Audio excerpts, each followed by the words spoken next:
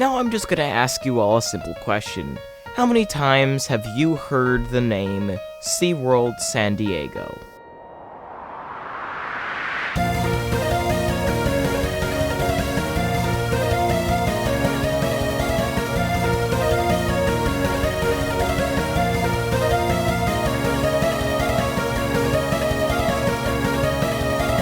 Now I'm just gonna come out and say it, Seaworld San Diego is the most underrated Seaworld Park.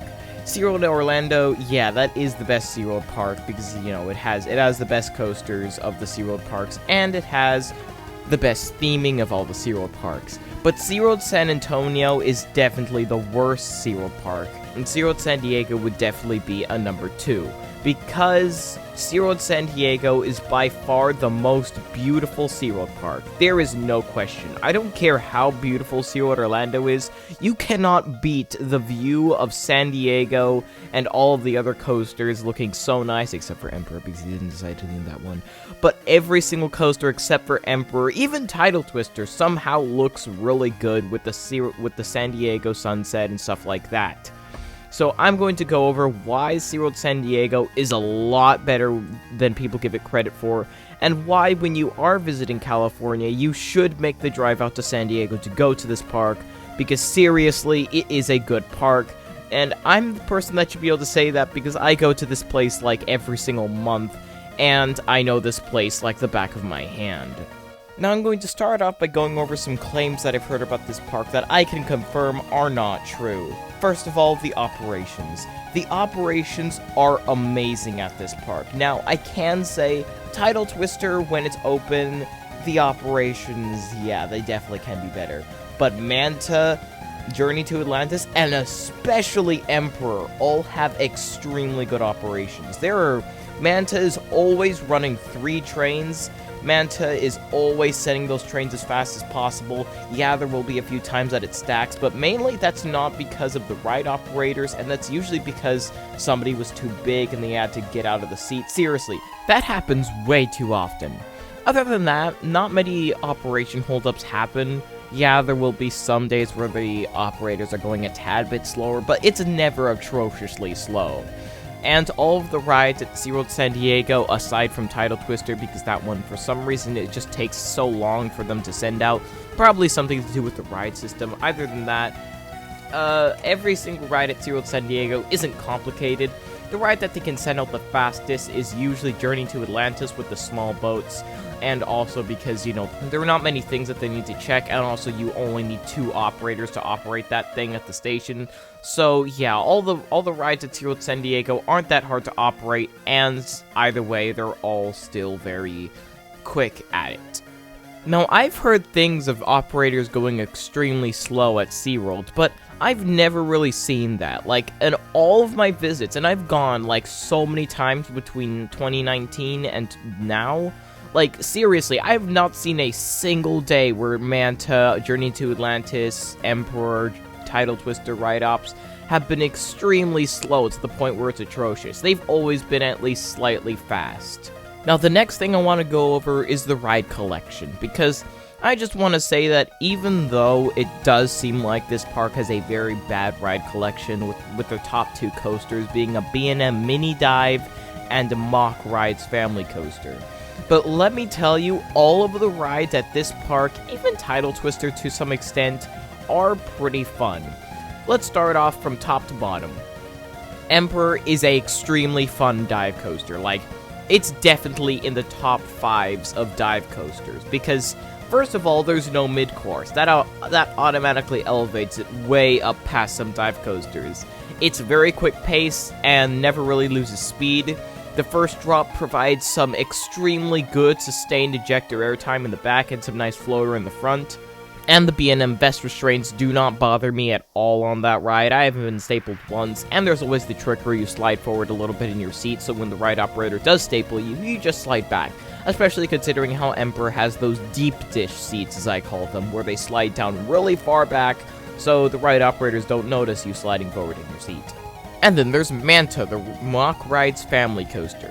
Now, Manta all around is a good ride. Its pacing is pretty good for a family coaster. It has some really good airtime moments, and their borderline ejector in the front row. Like, seriously, you get flown over these hills, and especially a night ride can get you really flown over. And a back ride can also get you kind of pulled over the hills as well. Manta also has the pre-show thing in the main Manta building, which I can say is really good and is very consistent.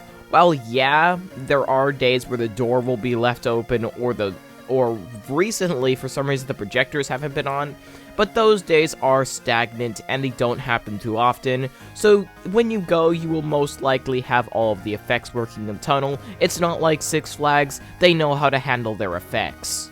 And then of course, Manta has the Mock Rides restraints, which are, well, very comfortable and very nice. They can staple you, but that's not really an issue on Manta, but that's mainly because the ride isn't too airtime focused anyway. But then there's, of course, the second half. Now, the second half is sort of like a mini Maverick, I could say. It's very whippy, and it has some nice ejector pops in the front and some floater in all the other rows. So, yeah, if you want a really fun ride with some nice airtime in between, ride Manta, because it is really fun, and it's perfect for everyone. Somehow, Mock Rides really mastered the family coaster with this one, and it is still my favorite family coaster I've been on to this day. Now, third place was originally Electric Eel for me, but I decided to lower Electric Eel down to fourth place, in fact, fifth place, because of how my last rides have been particular, but I'll get to that later. Let's start with Journey to Atlantis for third place. Now, Journey to Atlantis is a very fun water coaster, and thankfully, Journey to Atlantis' effects have been more reliable than Manta. Before COVID hit, Journey to Atlantis was extremely unreliable with the audio. The ride has a story of Maggie, who's working for the Department of Ocean Pathology, or DOOM. She is an intern, but Dr. Max Baxter, who was supposed to be taking you on your expedition to Atlantis, has mysteriously gone missing. So she decides to help you out, and, well, it very obviously doesn't go well. You get caught by Poseidon, and you have to escape. And this is a very okay story. It's not like Disney level, but it will do for the ride, and it's a lot better than the Zero story of Seaworld Orlando and Seaworld San Antonio's Journey to Atlantis is. This new story also came with an entire repaint, which some people say they hate. I honestly don't care about the repaint. It's fine. I like the new colors. Well, yeah, I can say the old colors were better. I can tolerate the new colors. They're fine. This ride is also the most thrilling Journey to Atlantis, with it having an entirely flushed out roller coaster section instead of Seaworld Orlando's weird S-bend and Seaworld San Antonio's depressing little dip.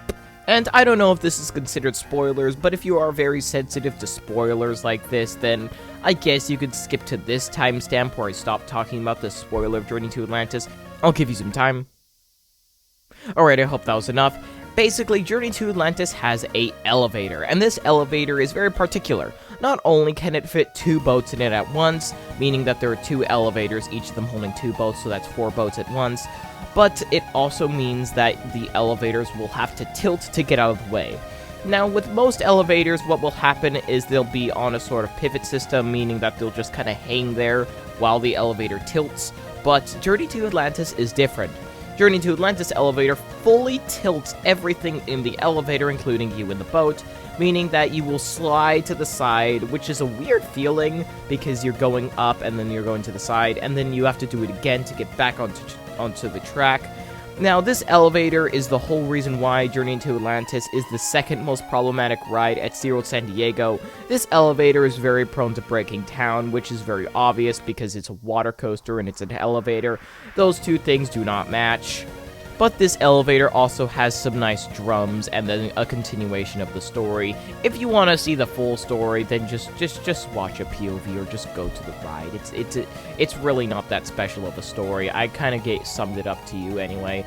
But yeah, basically Maggie is stupid and you have to escape. Now, fourth place is Tidal Twister because, well, Tidal Twister is Tidal Twister. It's a Skyline Horizon. What did you expect? Now, Tidal Twister, I don't know how to describe it, but its insanity is sort of fun. Now, Tidal Twister has the bulky Skyline restraints, which very obviously are not fun to be in.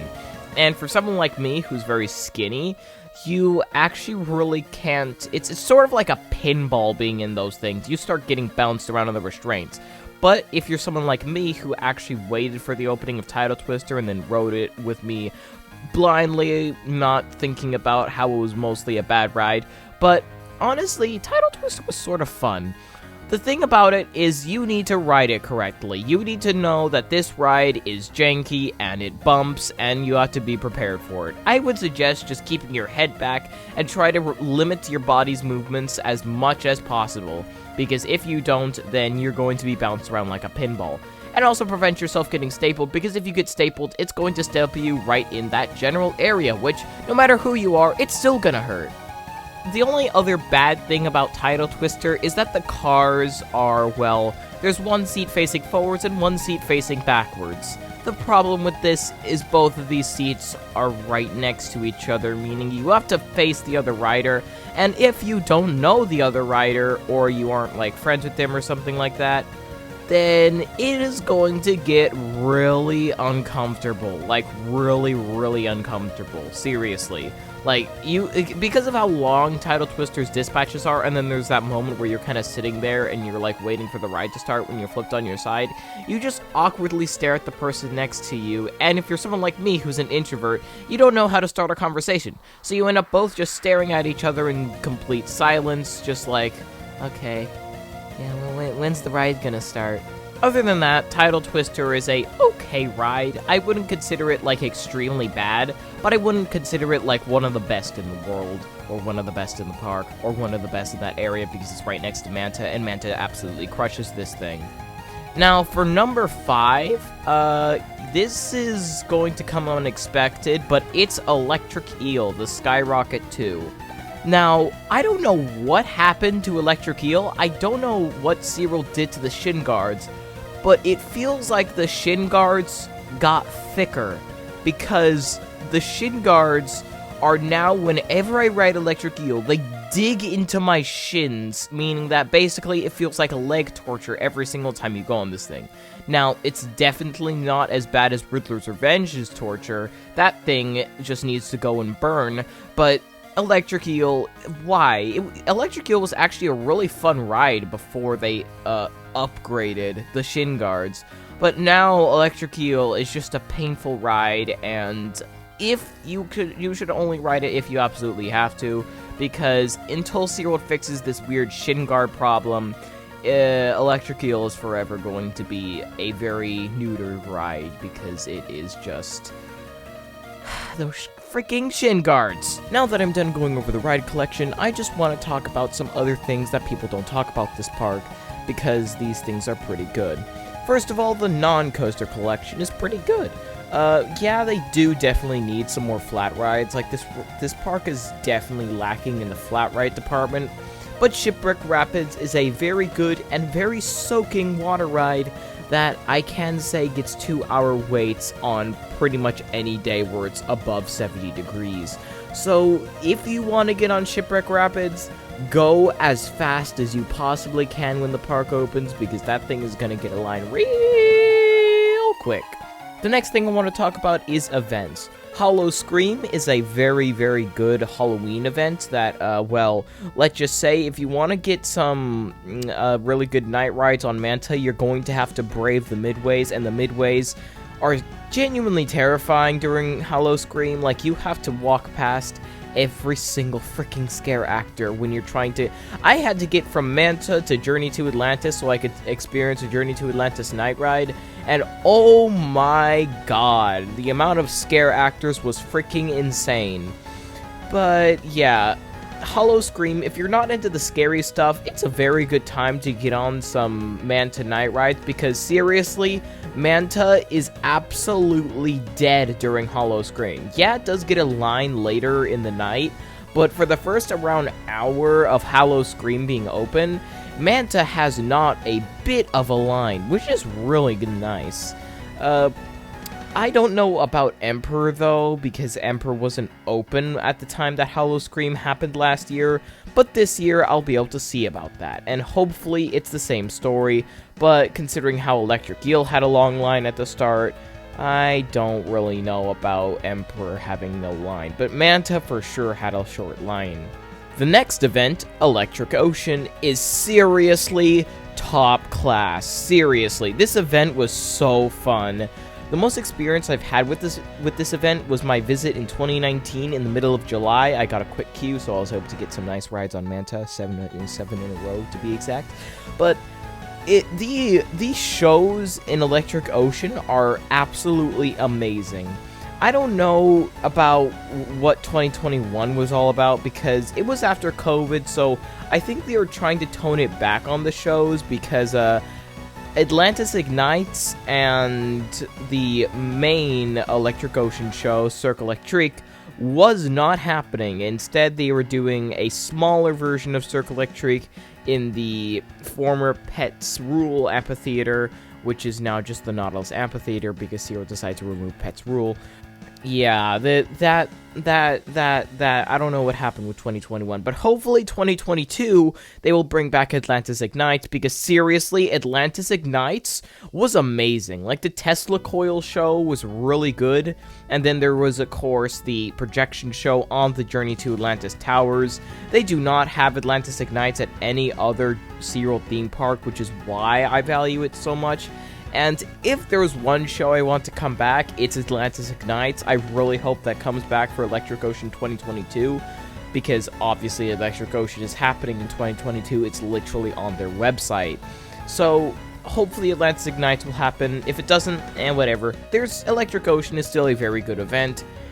Other than that, there's of course the Seven Seas Food Festival, and then the usual shows like Dolphin. Well, it was Dolphin Days, but now it's Dolphin Adventures, which is basically Dolphin Days, except some stuff was changed.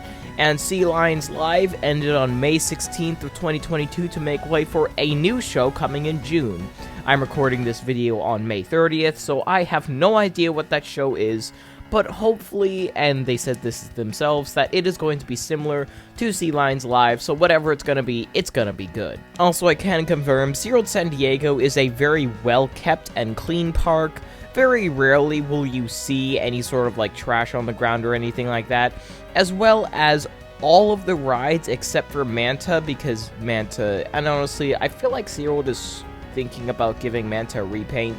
It seems like they're trying to pay more attention to Manta now, because it seems like they're really trying to make that a good attraction. Like, well, it already was good, but they're trying to make it better, so it seems like a repaint for Manta is down the line. However, Emperor and Electric Eel are very good looking because they're both new and they are not faded in the slightest. Journey to Atlantis, as I said before, got a repaint in 2019, and in the 2021 off-season, they actually repainted the first turnaround and they dropped because those two were not repainted. Well, I mean, like, it's not like the track was repainted on Journey to Atlantis, because, I mean, like, what they did was they just straight up replaced the entirety of the track in the first turnaround and the mid-course and the supports. They pretty much replaced all of the roller coaster segment in that refurbishment, and then repainted the towers, but they did not repaint anything when it comes to the first half. But now, after that refurbishment, they did in fact repaint everything. So yeah, Journey to Atlantis is looking nice and fresh, of course with the new boats and the new audio, blah blah blah. You already know this stuff. And, of course, just some more general stuff. Everything does look nice. Yeah, even though Manta is faded, as I said before, it doesn't look terrible. Now, if it was at a Six Flags park where there was nothing surrounding it, yeah, Manta would look terrible. But because Manta is surrounded by all that nice theming, it sort of fits in to make it seem a little bit more like heritage, I guess. I don't know, but I feel like Manta looks better because it's surrounded by theming than if it was just an empty dirt plot. So, I think that's about everything when it comes to SeaWorld San Diego. And as you can see, it's really not as bad as everyone would say it would be, which, I just want to say that a lot of the people that are saying SeaWorld San Diego seems mediocre, they haven't even been there. But a lot of the reviews of SeaWorld San Diego I've been seeing recently of people who did go there were saying that the park wasn't that good, which, for some reason, I do not see that. Maybe I've been blinded because I've been there so many times, but I really do not think that these people are really... I don't think they truly visited on a good day, and if you are in town for things like Disneyland, Knott's Berry Farm, and Magic Mountain, you should take the drive over to San Diego to go to Seaworld San Diego. It is really a good park, and the rides there, while they don't seem that impressive, they're a lot more impressive than they turn out to be. And, as usual, I was Ray the Coaster Critic, you were the viewer, and I'll see you in the future. Goodbye.